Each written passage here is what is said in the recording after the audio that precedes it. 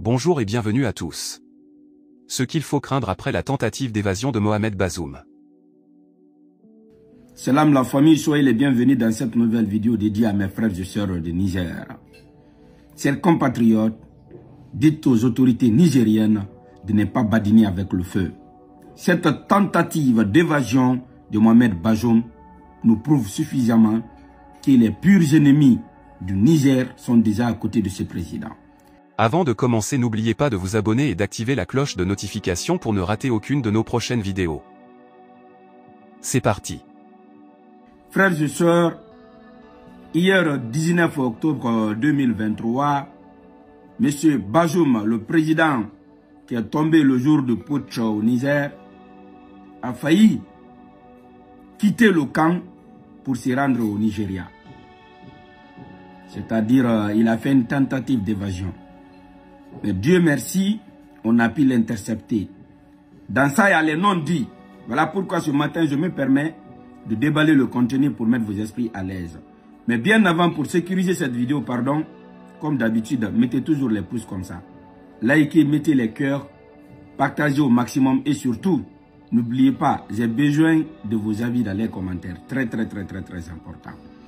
Vous savez, le début du coup d'État, moi personnellement, je n'avais pas compris la stratégie que les nouvelles autorités nigériennes avaient mise en place par rapport à M. Bazoum. Je me suis posé la question, comment on peut faire coup d'État contre un président? On lui laisse dans tous ses privilèges, il a ses téléphones, il a son ordinateur, il a Internet, il communique. Par la suite, j'ai compris que les autorités voulaient vraiment avoir des informations vis-à-vis des personnes qui sont en train de le soutenir. Parce qu'en cas de cette chose qui doit venir là, à travers les communications, les autorités peuvent facilement intercepter. Mais malheureusement, la junte qui a pris le pouvoir au Niger est infiltrée, frères et sœurs. On doit tous craindre. Il faut le reconnaître. Comment Bazoum peut communiquer pendant 3 semaines, planifier son évasion à travers ces 2 téléphones qui sont avec lui, ces téléphones qui sont mis à l'écoute matin, midi, soir, et que personne ne se rend compte. D'une part, à l'interne déjà du service de renseignement du Niger, il y a les taupes dedans. Il y a les ennemis du Niger dedans. C'est ça la vérité. Le monsieur a pris tout son temps. Il a planifié son évasion. En 3 phases même quoi. La première phase, c'était de faire semblant de se promener à l'intérieur du palais. Vous connaissez qu'ils maîtrisent parfaitement. C'est eux-mêmes qui ont mis ce palais au beau milieu d'un camp militaire. Donc c'est quelqu'un qui connaît très bien. À travers quelques traîtres qui se trouvent autour du nouveau président Ghani, le monsieur, la première phase était de faire semblant de se promener avec toute sa famille. C'est ce qui fut fait. À l'entrée du palais en question, du camp militaire, parce que le palais du Niger, c'est pas comme n'importe quel palais présidentiel africain, non. C'est un palais qui est au beau milieu d'un camp militaire. Au beau milieu. Voilà pourquoi, quand Macron avait demandé qu'il y ait une intervention militaire pour libérer Bazoum, beaucoup de personnes ont traité, comment dirais-je, cette déclaration de mission impossible. Vous ne pouvez pas sauver Bazoum là-bas, c'est impossible. Plutôt vous-même, il allait même contribuer à mettre terme à sa vie. Parce que Bazoum ne peut pas être sauvé. Il est au beau milieu d'un camp militaire. Entouré que par des militaires, comment vous allez le sauver? C'est impossible. Donc c'est une manière pour vous dire, ce camp aujourd'hui est infiltré. Ce président a quitté tranquillement avec sa famille. À la porte, il y avait une voiture, vraiment une voiture qui n'attirait pas l'attention des gens, quoi. Une voiture ordinaire qui était garée à côté tranquillement. C'est cette voiture qui était censée prendre Bazoum pour l'envoyer au Nigeria. Écoutez-moi attentivement. La deuxième phase, c'était de venir monter dans cette voiture inaperçue. La voiture le transporte jusqu'au Nigeria.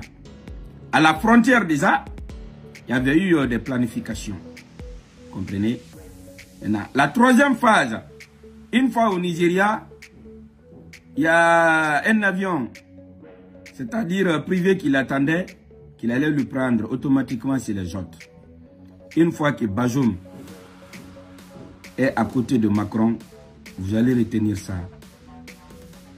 Il va déclarer la déstabilisation de tout le Niger. Il va vouloir, je dis bien, il va vouloir reconquérir son pouvoir. Et vous avez vu les différentes déclarations des ennemis du Niger. Ils ont toujours dit qu'ils ne reconnaissent pas la nouvelle autorité. C'est-à-dire pour eux, ils reconnaissent que Bazoum. Donc une fois que le monsieur la quitte là-bas, ce n'est plus au nom de la, comment dirais-je, de la dite CEDEAO ou bien des colons. C'est Bazoum lui-même qui vont prendre de prétexte pour essayer de déstabiliser le Niger. Je ne le souhaite pas. Voilà pourquoi, ce matin, je me permets d'alerter la population nigériane, surtout la voyante armée, d'essayer de rendre propre les grains pourris. Très important. Il faut faire l'assainissement. Ça y va dans l'intérêt supérieur du pays. Moi, je vous ai toujours dit, les ennemis ne vont jamais venir de l'extérieur. Ils sont déjà avec nous à l'interne. Ce qui est vraiment extraordinaire. C'est-à-dire, malgré les dispositifs mis en place, la nouvelle technologie que la Russie a fait douter tous ces pays-là, capable d'intercepter n'importe quelle communication avec Bazoum, le monsieur planifie son évasion. Pendant 3 semaines, il est en train de parler tranquillement, librement. Et il a le temps aussi de planifier avec quelques soldats autour de lui pour qu'on lui laisse vraiment se promener avec sa famille, sortir dans ce camp militaire, monter dans la voiture pour partir. Qu'est-ce que cela signifie? Le nouveau président n'est plus en sécurité, mes frères et sœurs. M. Gani n'est plus en sécurité. Il n'est plus en sécurité. Autour de lui, sans état d'âme, il doit essayer de voir quels sont ceux qui sont à la base. Et je dis encore sans état d'âme, il doit les mettre hors d'état de nuire. Ça y va dans l'intérêt supérieur de la transition et du peuple du Niger. Parce que moi, personnellement, là où je suis assis comme ça, je suis très déçu. Très, très déçu. Le Niger est en train de faire la fierté de toute l'Afrique. S'il y avait un exemple à prendre aujourd'hui, c'était sur ces autorités qui ont su assumer le putsch, qui ont su libérer, bien évidemment avec la synergie qui existe entre cette voyante population et son armée. Ils ont non seulement envoyé l'ambassadeur de la France, et ils sont en train de rapatrier aussi les militaires français. Ça, c'est un acte que tous les Africains ont salué. Mais voir que parmi eux là, il y a des personnes qui commencent à se comporter, qui commencent en un mot à se constituer un mauvais piment dans la sauce, c'est déplorable, catastrophique, dramatique pour le bon déroulement de la transition au Niger. Frères et sœurs du Niger, où que vous vous trouvez dans les 4 coins du monde, retenez une seule chose, c'est l'union qui fait la force. Et l'ennemi ne viendra pas encore une fois de l'extérieur. Quand on parle des ennemis du Niger, on parle des territoires. Ce n'est pas Paul, ce n'est pas Pierre, c'est nos propres frères et sœurs qui sont en connivence avec les autres. C'est eux qui manigancent tout ça là pour essayer de déstabiliser la transition. Soyons vigilants, soyons vigilants. Cette autorité nigérienne, la trêve a sonné. L'heure est très grave. Tout ce qui peut permettre Bazoum de communiquer, il faut le retirer, que ce soit téléphone, internet, ordinateur, et retirer tout dans la main de Bazoum. Retirer tout dans la main de Bazoum avant qu'il ne soit trop tard. Si le monsieur la s'échappe, le Niger va être déstabilisé. Parce que jusque-là, vous avez vu, il n'a pas reconnu d'abord. Je dis bien, il n'a pas reconnu sa défaite. Sinon, il allait écrire sa lettre de démission pour mettre terme. Mais jusqu'à présent, il n'a pas fait. C'est parce qu'ils ont un plan machiavélique visant à déstabiliser ce beau pays. Il ne faut pas accepter ça. Donc, l'heure de la trêve a sonné.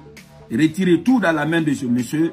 Et les services de renseignement généraux, ceux qui sont à la tête, les suppliants, essayez de leur mettre tous hors d'état de nuire. jusqu'à ce que vous allez retrouver les vrais traîtres qui se trouvent autour du président Niamey. Si vous ne faites pas ceci, vous vous hasardez à faire sortir vos dents pour montrer que ouais, c'est un ami. Il n'y a pas d'amitié. Le peuple, le pays est plus important que la famille, plus important que les amitiés. Voilà pourquoi je vous demande d'agir en temps réel avant qu'il ne soit trop tard. Vive le peuple du Niger, ensemble pour une Afrique unie et prospère, sans violence. Wassalamu alaikum. N'oubliez pas de vous abonner et d'activer la cloche de notification pour rester informé de nos prochaines vidéos. Restez à l'écoute pour les développements passionnants à venir.